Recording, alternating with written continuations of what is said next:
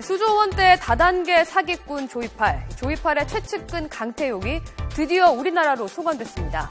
중국에서 붙잡힌 지 무려 2개월여 만인데요.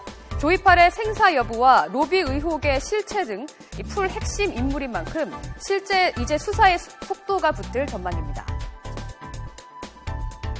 지난 10월 10일 장쑤성 우시시의 아파트에서 잠복 중이던 중국 공안에 붙잡힌 지 68일 만에 강태용이 국내로 송환됐습니다. 대구지검 검사와 수사관 등 4명으로 구성된 검찰 송환팀은 중국 현지에서 강 씨의 신병을 인수해 오후 4시 10분쯤 김해공항에 도착했는데요. 신병 인수 때 중국 당국의 그간 조사 내용과 자료도 함께 넘겨받은 것으로 전해졌습니다. 강태용은 조이팔이 운영한 업체에서 부회장 직함을 가지고 재무 업무를 총괄했던 인물입니다. 조이팔의 오른팔, 브레인으로 불렸는데요.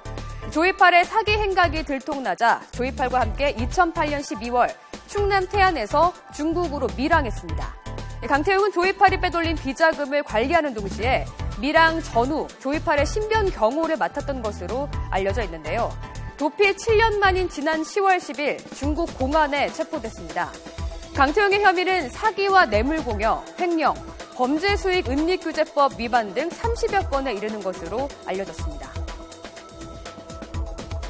검찰은 강태용이 국내로 송환되는 대로 조이팔의 은닉 자금에 대한 수사를 진행할 계획인데요. 또 강태용을 조사해 조이팔이 숨졌다는 유족의 주장이 진짜 사실인지 밝혀내겠다는 방침입니다.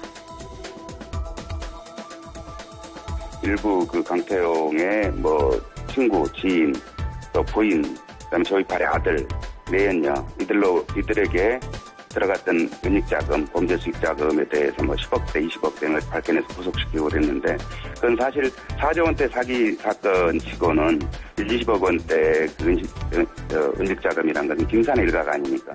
본격적인 부분은 강태용이 일단 송환되어 오면 자금책이었기 때문에 지금까지 가려졌던 부분에 대해서 수사가 강도 높게 이루어지면 더 많은 범죄 수익금을 어디에 숨겨두고 있는지, 어떻게 사용했는지에 대해서 나올 수 있겠죠. 예.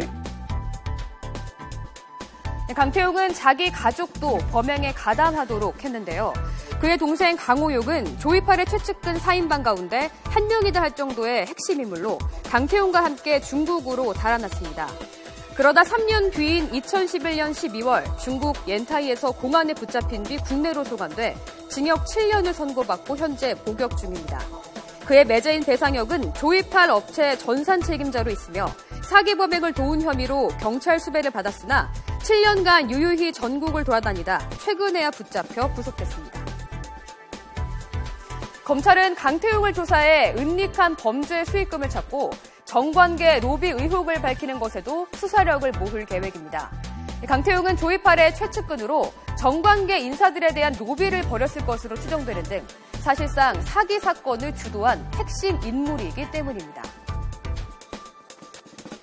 특히 2006년께 조이팔 사기 행각이 조금씩 드러나고 검찰과 경찰이 수사망을 좁혀오자 검찰에 포진한 고교 동창을 10분 활용했는데요. 고교 동기인 김모 부장검사에게 2억 7천만 원을 주고 1년인 선배인 오모 검찰 서기관에는 15억 원이 넘는 뇌물을 건네는 등 수사 무마를 시도했습니다. 정모 경사에게 1억여 원을 건네는 등 경찰을 상대로 한 전방위 로비도 빼놓지 않았는데요. 강태용을 비롯한 조이팔 일당이 중국으로 도망간 뒤 수년간 잡히지 않은 배경엔 뇌물을 받은 검, 경 인사들의 수사 방해 시도가 있었을 것이란 분석이 나오는 이유입니다. 검찰, 경찰이 수사의 실무에 있기 때문에 다단계와 관련된 여러 가지 실무적인 수사를 무마하는 조건으로 금전을 제공한 것이 이제 공통적입니다. 예. 그리고 중요한 것은 수사의 단서가 되었던 것이 이 은닉 재산의 계좌 추적을 통해서 예. 김광준 검사도 사실은 이제 수사망에 걸려들었던 것이거든요. 예. 그래서 이 사건의 이를테면 정관계의 로비 이 사건의 실체를 파악하는 데 있어서는 은닉 자산에 있어서 차명 계좌라든가 가명 계좌에 대한 꼼꼼하고 철저한 수사가 꼭 있어야 되지 않는가 생각합니다.